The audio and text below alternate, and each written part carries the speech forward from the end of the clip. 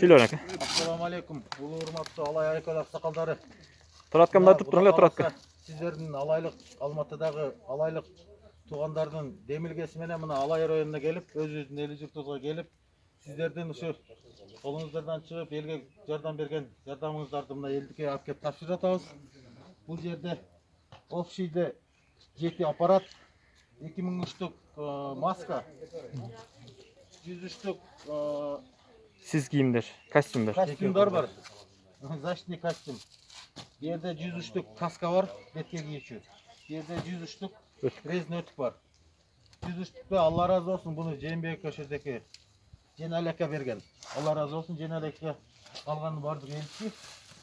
Yerdeki bergen maskalarda dağı balları atların aytpayla koyula degenler. Osulardı.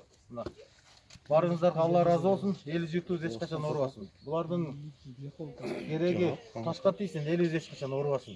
Bularına sakka korduk çok deyip, ehtiyat şartlık olup berip turganı jakşı. Şu Allah razı olsun. hazır. Nursultan adamlar çıkart.